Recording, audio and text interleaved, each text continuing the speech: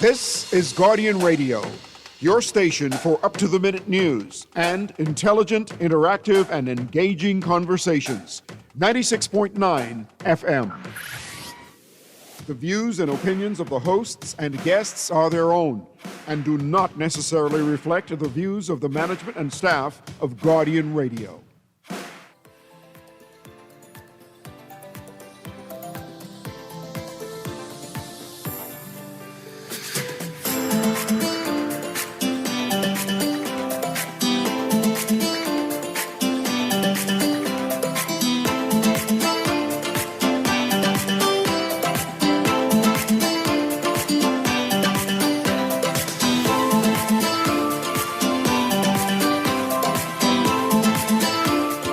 Good morning and welcome to Guardian Radio AM. Today is Monday, August 10th. And once again, this is C.A. Newry, and I shall be your host for today.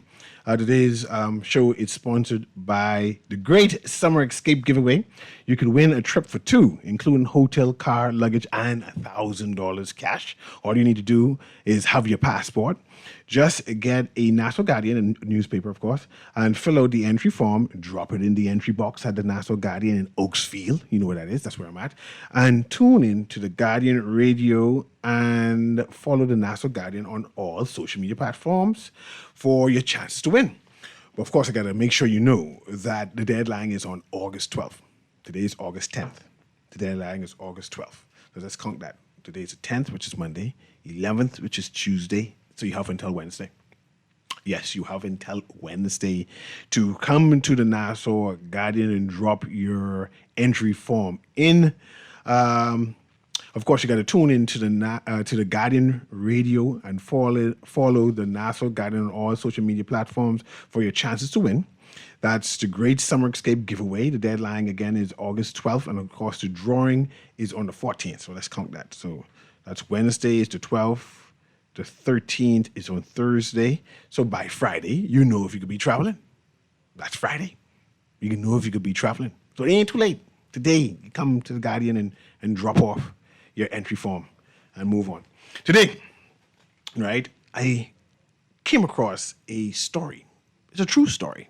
It's an incident that is happening now. It's a real-time incident that is happening now. And it happened to a friend of mine. And it's I don't know if harrowing is the right vocabulary word to use, but I'm not going to give any context to it. I'm just going to read the story because it's worth reading, particularly because the person, like I say, is a friend of mine, and I wanted his story to be told, right? So let me start with that, and bear with me, right? It starts. It's a Facebook post that he posted about what's happening with him. He said, I was going to wait a little longer before writing this, but somehow I felt compelled to share it today. On April 23rd, in the heat of election, I had a wisdom tooth removed. What I believe would be a routine procedure quickly became an ordeal that almost cost me my life. For weeks after the initial surgery, I knew something was wrong. What began with pain and swelling soon became a persistent discomfort and changes in my mouth that I could neither ignore nor fully explain. I kept hoping that, with time, things would improve. But it didn't. Weeks earlier, my father had suggested that I travel to see our dentist in Florida. However, I continued seeking follow-up treatment in Nassau, hoping the problem could be resolved at home. When things failed to improve, I finally decided to seek a second opinion and travel to Florida for further medical attention. We packed for a one-day trip and even left the car in short-term parking on June 1. I expected to be examined, given some answers, and back home that evening with a routine solution. But that was not the hand I was dealt.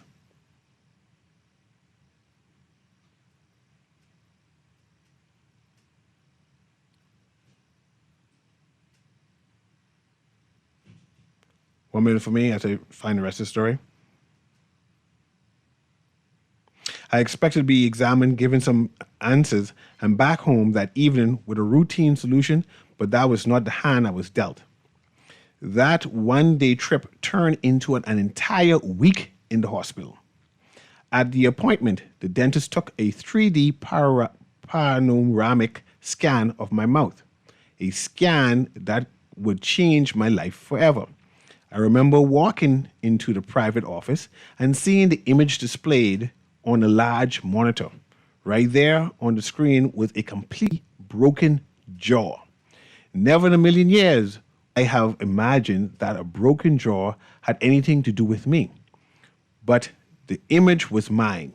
More than a broken jaw, the scan revealed something even more serious. I had developed a in the bones of my mouth. The situation was so urgent that I was sent to the hospital, admitted, and prepared for emergency surgery. I was advised that had I waited only a few more days, the infection would have entered my bloodstream with potentially life-threatening consequences. This is something I am still trying to process and will probably still be trying to process years from now. Within hours, I went from searching for answers to being admitted and preparing for a 4-hour emergency operation to reach the infected area and repair the damage. The surgeon had to enter through my neck. They made an incision along my neck where they would treat and repair my mouth using plates and screws on June 2nd. There was nothing that could have prepared me for that moment or for the weeks and months that followed. There was the pain, the swelling, and the uncertainty. There was also the difficult reality of looking in the mirror and barely recognizing myself. At times, I felt afraid, overwhelmed, and emotionally exhausted. There was also the difficult reality that I may have never seen my family again had things not gone the way they should have. But I finally realized that there are things we often take for granted. We don't realize how blessed we are to be able to speak clearly, to eat, to smile, and sleep comfortably. Well, they all suddenly became difficult for me. But beneath my fears, God was above. There is no way possible that God was not working through my magnificent maxillofacial surgery team, through the around-the-clock nurses who cared for me, and through the friends we made at the hospital who treated my father and I as though they had known us for our entire lives. I am extremely grateful to God for showing up and showing me just how real He is. This experience reminded me that life can change without warning. One day you are going about your normal routine. The next, you are being told that you were only days away from medical crisis that would have ended very differently. I am still healing, physically and emotionally. Recovery has not been easy, and some of the effects may remain with me for a long time. But I am here. I am alive. I now understand more deeply than ever that simply waking up each morning is a blessing. Being able to eat is a blessing. Being able to walk, even being able to smile, is a blessing. I am not sharing this for sympathy. This is possibly the last thing I need. I'm sharing this story because I want to show you the goodness of God. You could be on your way out and He'll snatch you right back. My story is not over. This is simply the chapter in which I learned just how fragile and how precious life truly is. And this was written by Osano Neely. I know that a number of you know the name Osano Neely. He was one of those musical prodigies some years ago who attended QC. He got a scholarship by Sir Durwood, and he pursued his education there. and part of the National Youth Choir, part of the National Children's Choir. Sometimes he was political. His father was a captain in the Royal Bahamas Defense Force. All around good guy, right? He would pride himself with his looks. Handsome guy, short, but handsome, good-looking guy. Just recently had a baby.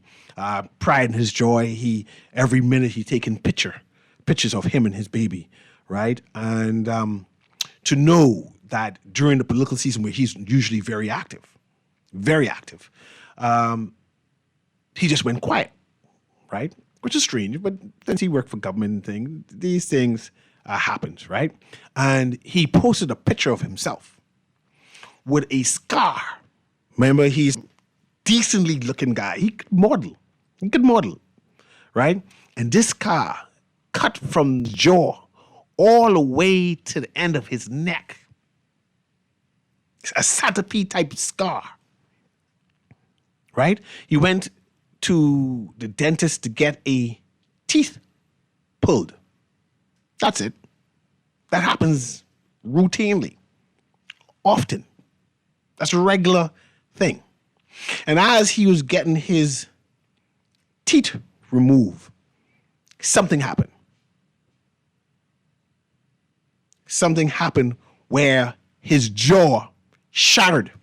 He didn't know. Nobody told him. He just knew that he was in pain, had a lot of painkillers. And he went to the dentist repeatedly. Man, this ain't feel right. My mouth don't feel right. Constant pain, painkillers again and again. And he said, you know what? I go into the States because this ain't right. And he went to the States and they decided to give him an x-ray, whatever they do at these medical facilities. And he then realized that his jaw was broken. And that all those time he's going back and forth to the dentist was prolonging or adding to his ailment. That if he had waited any longer, his entire mouth was going to be septic. That he had a chance of dying. That he came close to death. And it was so urgent that the doctor there said, no, man, you need to go to surgery now. This mouth, toxic. You need to go to surgery now. And they cut him ear to ear. From his jaw and all the way under his neck. Huge scar.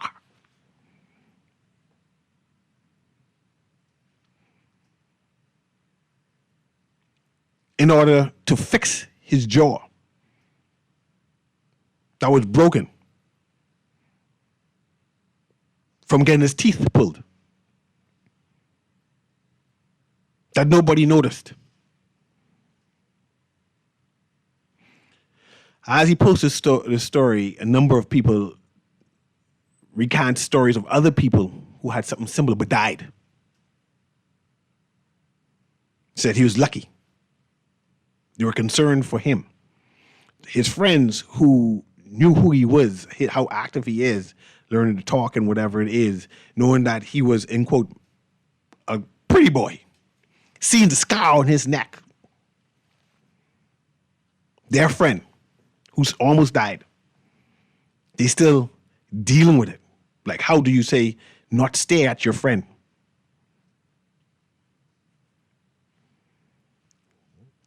These are the things that is happening. These are things that are happening inside the Bahamas by one or two of our professionals that we got to look into, that we got to deal with. I'm not sure what he's doing, where this story is going, but I wish Usano Neely all the best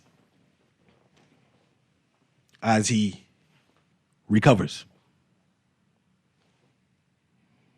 Wish him all the best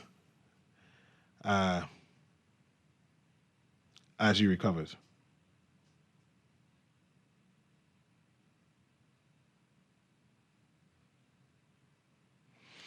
Okay. I came across a Facebook post that I wanted to discuss, which can be basically my entire besides being hot. I had a poem I was going to read, but I ain't going to do that no more. I'm going to stick to the Facebook post. And I want your opinion on it. I'm going to read it. It's by, again, an intellectual. An intellectual who professor, he's a pundit, and I believe that he's a pundit. He's a smart guy, right? And he's doing a number of critique of the opposition, and I want to know if his critiques, because I read one of his critique last week, and I want to know if critique is warranted, one, and I want to know whether his recommendation, two, is something that Bohemians should embrace, right? And the post goes as this.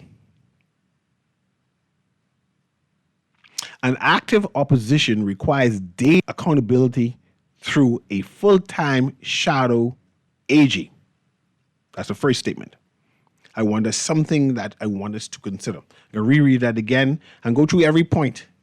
I'm going to reiterate it, right? An active opposition requires daily accountability through a full-time shadow AG and a full-time shadow Minister of Finance who are backed by technical experts, transparent crowd funding for those services.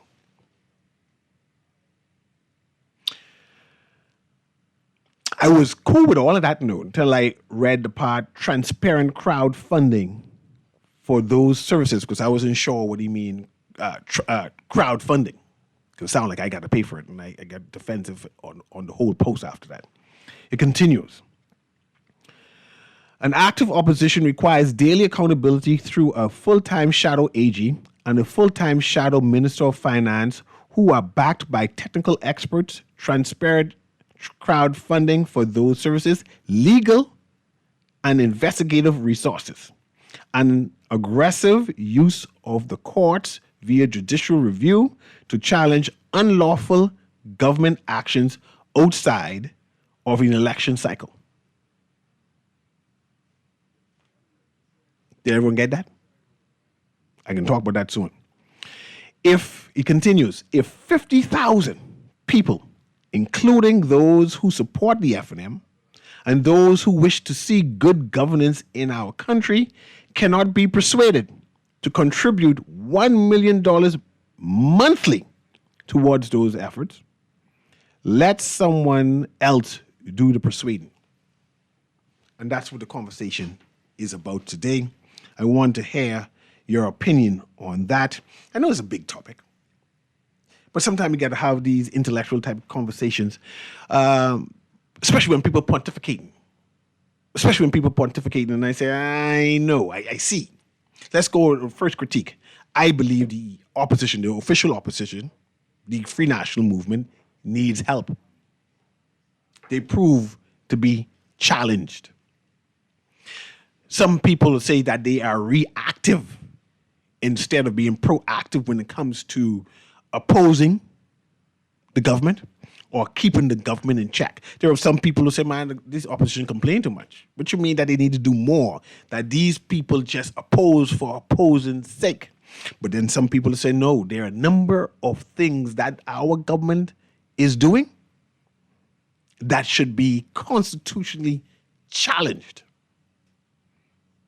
That the government is abusing their mandate for the people. And this poster is saying that the people of the Bahamas should do some sort of crowd funding in order to facilitate that the opposition, and I assume by it's official opposition, should facilitate that they have a attorney general, shadow attorney general, and a shadow minister of finance, and see where it is, who are backed by technical experts. This is where I got concerned. So I said, what you mean by backed by technical experts? Because technical experts come with a price tag. They don't work for free. The shadow ministers, they might work for free because they have political ambition and they can speak on certain topics. One critique I have with the official opposition is it seems like only the leader wants to speak. They have a little shadow here and there now. But the leader, Mr. Pintad, seems to be the primary one who's speaking, and he seemed to be the minister, a minister of everything, right? This going, but besides the technical experts, it says transparent crowdfunding. I wasn't sure what they mean by transparent crowdfunding for those services, because it sounds like he's asking the public. Now, mind you, there's a public purse that's supposed to be paying for all of this, because they have what that grouping is when they review everything in the House of Assembly. But I got a text here. Let me read this text, right? So they have all of that. The FNM issued their extensive list of shadow cabinet ministers recently. And everyone is speaking now. Example, Shannon Dawn Cartwright, Kwesi Thompson, Michaela, then give Michael last name, Adrian Fox, Andre Rollins, and Dr. Sands. And so there's more people speaking. That's what that text is saying. I have this caller here. Let's brace this caller as I go through all of this again. Go ahead, caller. Guardian Radio AM. Call you live. Adrian White. That's the name. Go ahead, call you live. Call you. I can hear you in echoing. So you're live. Call a girl once. Call a girl twice. Hello? Hello, you're live. Go ahead. Oh, sorry, see, I couldn't hear you. Good afternoon, morning, see, how you doing? Doing well, doing well. You know, I agree to an extent to what the poster said. You know, just the other day I was thinking about the constituency allowances, what they call a capital fund or whatever it is, right? When the Prime Minister increased that fund by an additional $50,000 a year, he said that this fund will be audited every year by the Auditor General. Now, is what the Prime Minister says, does that become law? Is that a law? No. Look where you're trying to bait me. No, not what the Prime Minister is automatically law. I find that. Yeah, but I mean, the $50,000 came into effect, right? Mm. They are getting the extra $50,000.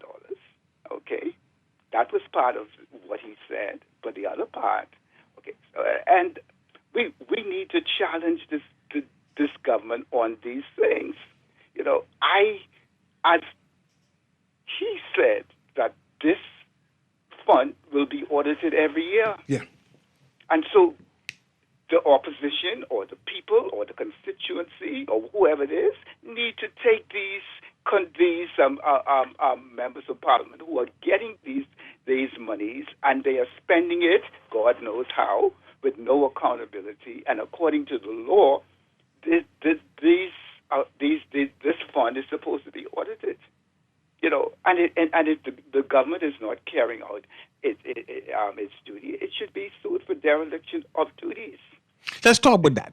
What you mean sue for dereliction of duties, and who will bring up that case?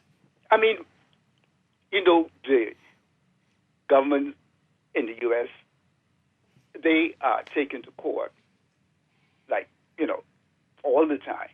People bring about, if the president makes a ruling or that is really contrary or whatever, against, they are taken to court. And the court decides whether there's a case to be answered or not. But we are afraid to challenge this government and to take them to court. I think the only person who I think have the gumption to do so or challenge the government on certain issues was Fred Smith. But I don't hear nothing about him no more. But we need somebody to stand up and to challenge whether the things that are laws. We have so many laws that the government says and that and the government refuses to obey the very laws that they pass, and that's why Mr. Fred Smith is a millionaire today. But let's pause there and have this discussion, since I don't have anybody on the line, right?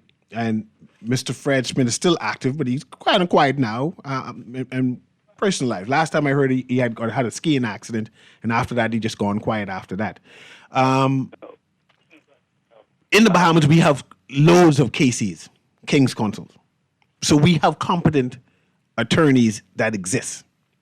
But we have few attorneys who take it upon themselves to say, right now what is happening is unconstitutional, and I think I'm duty bound to do a judicial review. Mm-hmm. What does that say about the legal fraternity? Well, it tells me that either they don't have the cojones, or they are afraid that they may be blacklisted or something like that. So they're afraid that, if I take a stand, what's going to happen? We live in a small society and so forth. I may not get this government contract, and so you need somebody. We need somebody like David, man, who said when Goliath came up against him, is there not a cause in Israel? Is there nothing that we can stand for? You see, if we don't challenge this government, the government will continue to do what they do, They will continue to say, oh, man, buddy, they just can beat up their mouth on the radio and whatnot. Ain't nothing going to happen. And they will continue to do what they're doing to us until we decide that, like I think Brian, I heard that the power in the people is greater than the people that is in power, and the government will feel the might of the people. Like in India, when they had this, there was something to do with education system. Man, these and it was the young people. They formed the Cockroaches Party, and they demonstrated. They did what they had to do until the minister had to resign, and the prime minister had to capitulate. He had to give in to the demands that they were seeking. But see, man, we are so passive. There's no accountability. All of these things that all of these, we don't know if we get the $120 million yet for the grant. We don't even know if the grant Lukai and sold or not. We don't know. We don't know nothing. But like Mr. Alfred Gray said, I guess as long as Bahamians are working and they could pay their bills, they could go to Miami, they could go this way. They really don't care what the government does. They don't care. I could pay my bills. We get mad when BPL turned off our lights and we can't. But once the lights stay on and you work into Bahama, you work into Atlantis, and you're making your money and your whatnot, you could pay your bills and do the average person don't really care what the government does. And I appreciate you, and I want you to listen some more. And in case you need to call back, I want to talk about that. Thanks very much, caller. Once people are working, Bahamians don't complain. This texter says, see, I agree with the texter. All of the opposition members are vocal on national issues, especially Dr. Rawlings. Is the official opposition vocal enough? Are they doing an adequate job to say they're holding the government accountable? But the poster on social media is bemoaning the point that if the F&M fails to do what they need to, let someone else do the persuading. Now, listen to this part where I was concerned. It said, if 50,000 people, that means Bahamians, including those who support the F&M and those who wish to see good governance in our country, cannot be persuaded to contribute $1 million monthly toward those efforts, let someone else do the persuading. And I'm not sure if someone can persuade me to contribute to this. My money gone pay the taxes. And if you can't take it out of the public purse what I already and budget it out of the money there, you can't be asking me to give more money. Recently, we budgeted money for beaches and park. And they spent an extra $140,000 overruns. $140,000. Overruns. $140,000. Anyway, the point is the money, extra money spent. And no, I see the opposition still not pushing the issue. That 140 million, eh? Someone text me incorrect. It's 140 million. I think it's 140 million. 140,000 don't sound like much. But my point is, the opposition seem to have forgotten that happened. And they are busy running on saying people got let go or bullied, instead of concentrating that there was an overrun for $140 million. That's the main issue. Why the woman felt bullied inside and decided to quit her job, that's backbench type thing. I'm not really know at this present time. But that $140 million, I'm very much concerned with that. And they seem to have forgotten that. So I'm not sure if they're doing a good job. This hotel that being sold, where they had the bulldozer knock the window down and then repaired it afterwards and said the hotel sold. How come they're not talking about that? Is it sold or not? I'm not quite sure if the opposition is doing an adequate job. And I don't see why this text is asking me that I need to do a fundraiser. They said an open crowdfunding fundraiser to donate. Should we be paying the official opposition more money out of the public purse to challenge the government? That'll be better democracy. The poster mentioned that they need to have a shadow AG. The FNM has a shadow AG. He said they need to have a shadow minister of finance. They have a shadow minister of finance. But the key thing he asked, say, backed by technical experts.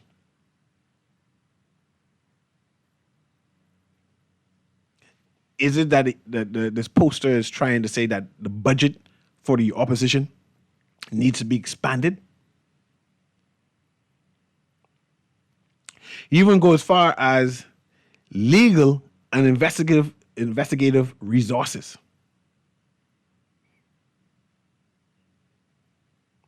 And they're proposing that we need to have more judicial reviews. I think we do need to have more judicial reviews. This money with the sovereign wealth fund or the investment fund and it being moved and we got to wait because of delay and say, wait till someone come and explain it. I have a problem with it. I mean, I want the information now. I want to know how come the money was transferred and who transferred the money. What happened to the committee that's supposed to be established? Is that established as yet? And you don't tell me wait when the money then transferred, and then tell me it's for the airport when the national budget, the consolidated fund, supposed to be financing the airport. And I want to know if this investment fund is supposed to have a return that it comes back into the investment fund. How am I going to get this money back with profit? Or there's no profit involved in the investment fund. The profit is that socially we are better off. And then explain it to me. Say, man, you don't get no money back, right? To invest more, but we now have assets. And the assets that we have now is the payout. But someone needs to explain that to me sooner than later.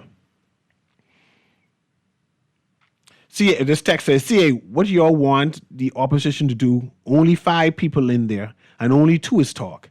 It's only so much they can do. We, the people, have to stand up for ourselves. And I agree. I have had several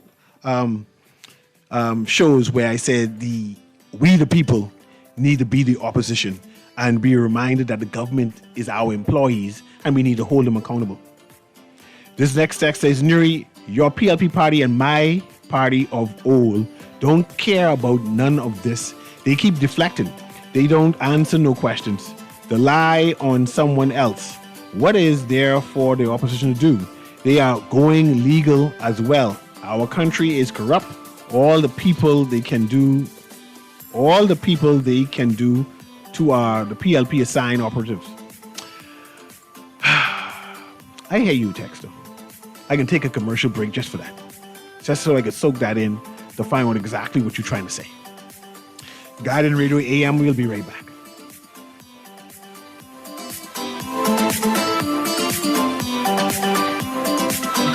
You see how Cora eye look funny, all black up yesterday? But she say she bump into a wall when she's running after the churn dam. Yeah, but last Saturday you see her arm was all black and blue, right? What you saying? You think something wrong between her and Jack? I ain't sure, but you know Jack is a jealous man. I hear him and Cora last Friday. I hear him say he Junior. Now you know that ain't true. Cora is a good woman, does mind her business, take care of them churn, and go to church every Sunday. So what you think we should do? I think we should report Jack, you know. Cora don't say nothing, but silence hides violence, and we don't want to line up in the cemetery. Not me.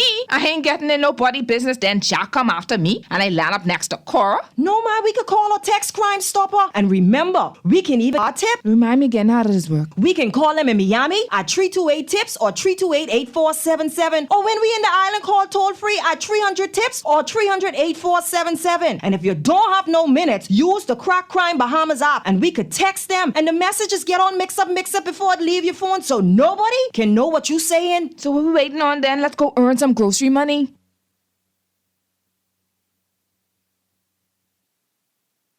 No budget for a vacation this summer? No worries. We got you. Guardian Radio 96.9 will fly you and a guest to South Florida for a vacation of a lifetime. Our sweet summer escape gets you round-trip tickets on Bahamas Air. $1,000 spending cash, thanks to Percy's Island Games. Brand new luggage from Brass and Leather. 4 days and 3 nights at the beautiful Holiday Inn Express Plantation. Free car rental from Hertz, too. All you need is your passport. We got you covered. Enter now for the Guardian Radio 96.9 Sweet Summer Escape. Fill out the form in today's Nassau Guardian and follow us on all social media platforms. Remember, you must be 18 or older to enter. Entry deadline August 12th, drawing August 14th. Taxes not included and certain restrictions apply. We're gonna give you a check every week for a year. Percy's Pension Plan, Island Game, keep you winning. Percy's Pension Plan, dream big, we will help you live it. Percy's Pension Plan, Island Game, we got you. Percy's Pension Plan, from the friends you can trust. If winning is a must, come play the game you know, cause your best chance is with us. The most trustworthy name is Percy's Island Game. So put 20 on your account and ride this easy train at Percy's Island Game. Headed to South Florida soon? Holiday Inn Express in Plantation welcomes you to the heartbeat of Florida fun. Whether it's business or pleasure, the Holiday Inn Express is close to sensational shopping, captivating dining, and nightlife. Elevate your Florida experience. Sleep well and rest easy at Holiday Inn Express. Complimentary breakfast buffet featuring seasonal favorites. Keep up your fitness routine in our 24-hour on-site fitness center with cardio equipment and free weights, or take a refreshing swim in our outdoor pool. Your special Bahamas tourist rate awaits. Holiday Inn Express, 1701 North University Drive, in Plantation. Book your getaway now. Call directly at 954-472-5600 or the sales department for reservations and additional information.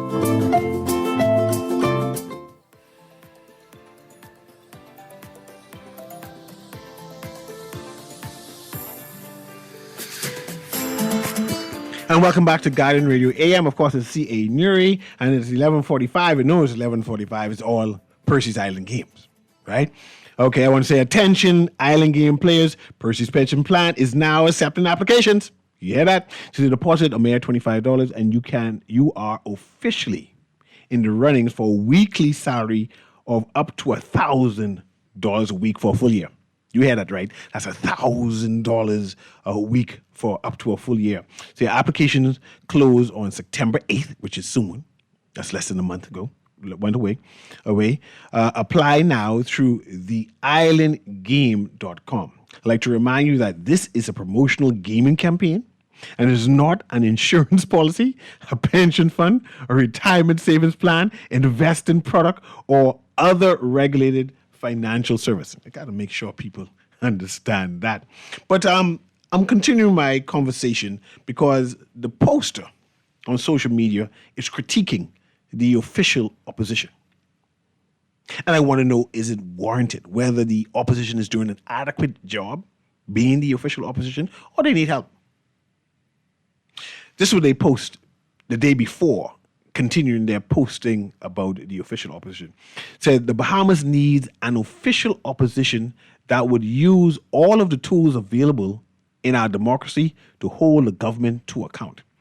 Issuing press statements is not the only tool at its disposal. So I mentioned that more is being asked of the official opposition. And this post is saying that this press release and press statement is not enough. Is not. Then I remember seeing the official opposition in front of parks and beaches protesting. And I was saying, this can't be what the poster meant, that they need to be protesting some more. Especially when you're only getting 12 and 30 at your 12 to 13 people showing up at your demonstration. That's not a sign of strength. The poster goes on by saying, calling the official opposition name.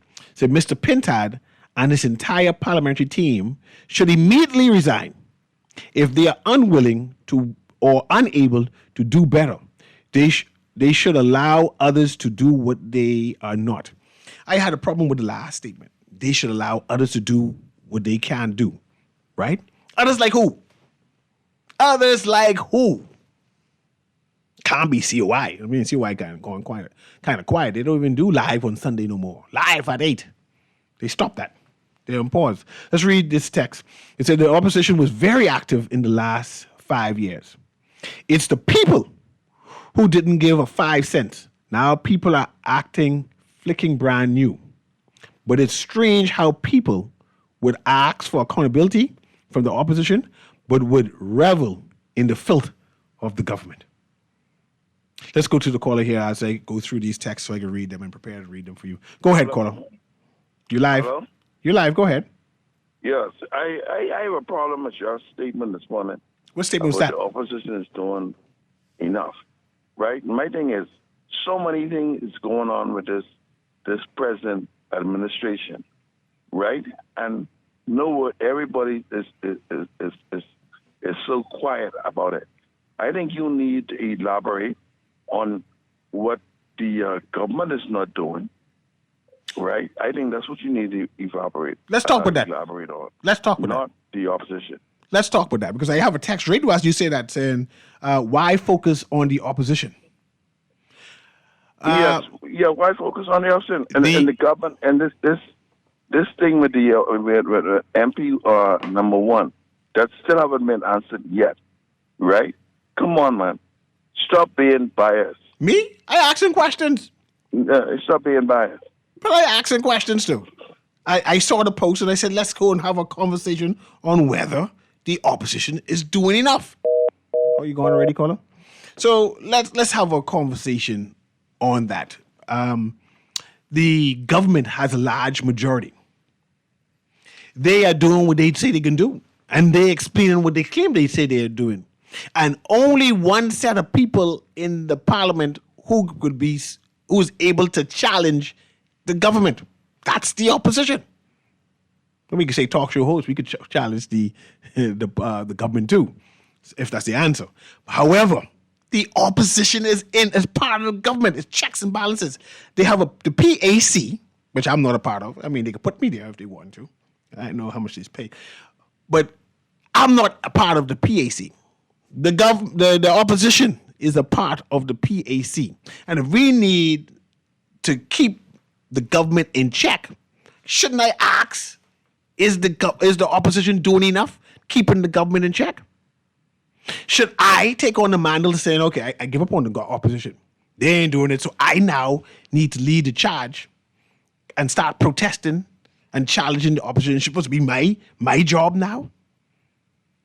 They have a whole team. The MPs are there, they're getting paid, the 5 or the 6 of them.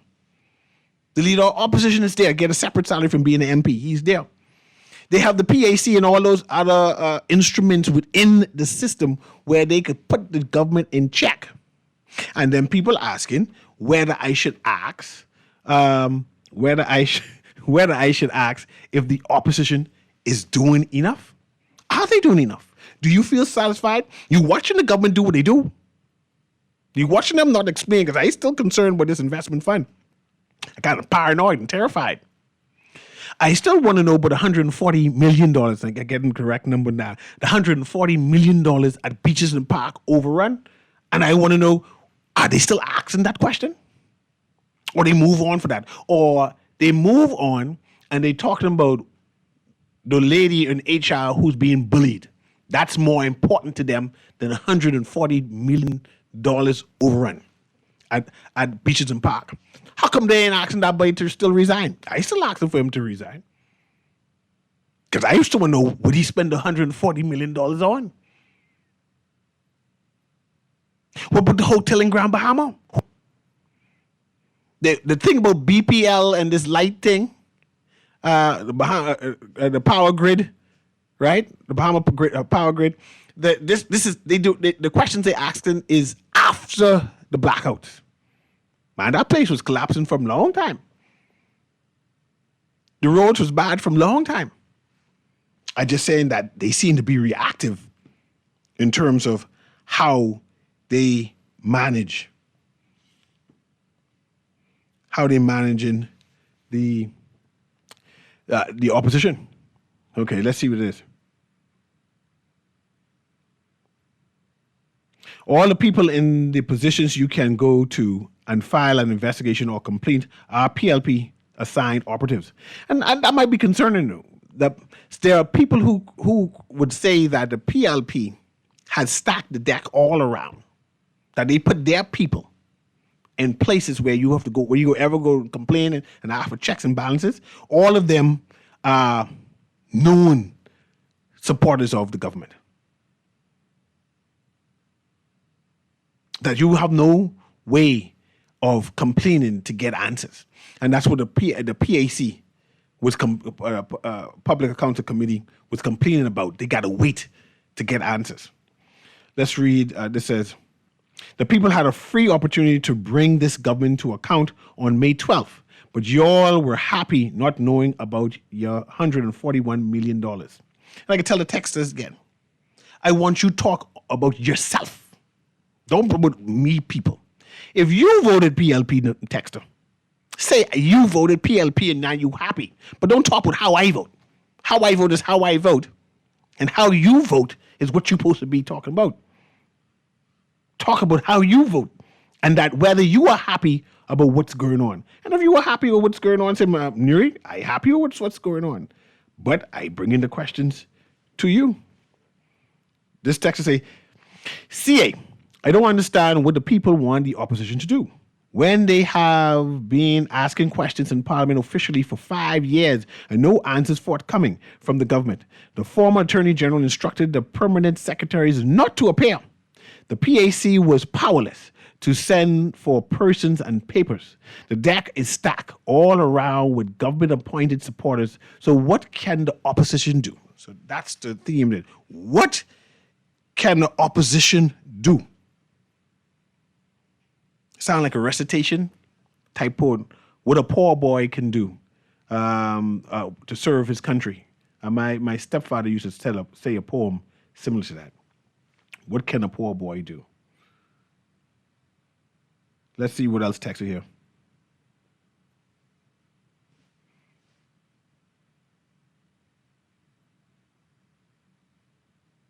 Says, yes, the FNM is sounding the alarm on issues, but the government is a government unto their own. They don't answer questions, and when they do, they let Latre respond with hogwash. But yet, this, what the people voted for, no accountability or transparency. There are a number of people who getting tired of Mr. Latre rapping. I like him. He's a smart gentleman. I still, and I always critique him when I have a chance because he does a lot of social media posting. I still be concerned about the social media posting that he does. I'm not sure who I am responding to. Am I responding to Mr. Latre ramming citizen of the Bahamas, Mr. Latre ramming senator, Mr. Latrey Ramin, leader of the women them. Apparently he is now the leader of the women them. He represents all women inside the Commonwealth of the Bahamas and their issues. Or Mr. Latrey Ramin, the senator, or Mr. Latrey Ramin, the director of communication. All seem to be inside this big pot mix-up. And I tend to get confused because they all use the same social media page. It all. Women, leader of the women them talking about the women them issue at the same time talking about BPL. And I said, man, I don't know what I read, man. I confused. So they need to fix that. Have certain social media page for certain things. So I always critique that. I always asking who's speaking now, right? Mr. Latrey Ramming respond with hogwash. Is what Mr. Ramming saying hogwash? Is he what he's saying believable? How come the ministers are no longer speaking? That Ramming is the only sole person responding. Him and chairman of the Progressive Liberal Party. Right? I see it getting text, but I can't see the text on this. So if I didn't read it, that means I couldn't see it. Let me go through. Okay, I read that one already. This one remind you that the decks are stacked. This one mentioning that we had a free chance to vote the Progressive Liberal Party out. This one saying that all of the people in positions to explain things are PLP operatives. This one saying the F&M are responding, sound the alarm. And then that's going back to the text there. Let's close that out so I can get all of that read one time. But yes, moving forward, we need to understand exactly what is happening. If you are comfortable with what the opposition is doing, then congratulate them and push them forward and help them as much as you can. If you believe the opposition is just complaining for complaining's sake, some people say they oppose for opposing's sake, right? Then we need to express that, right?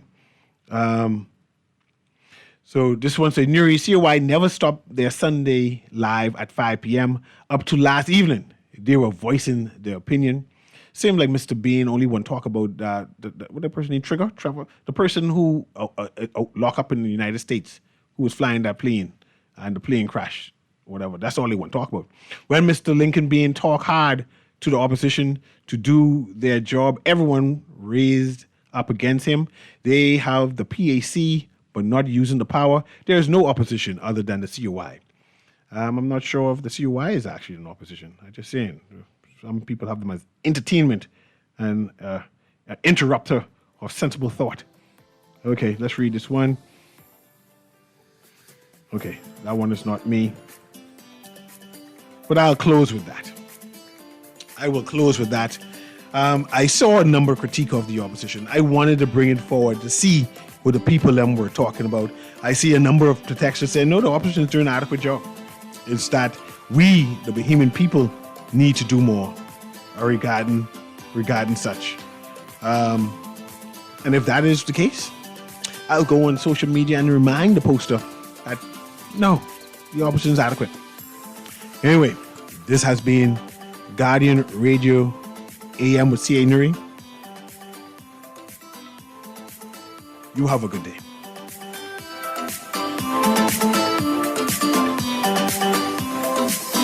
This is Guardian Radio 96.9 FM, streaming on GuardianTalkRadio.com and the Guardian Radio app, Nassau, Bahamas.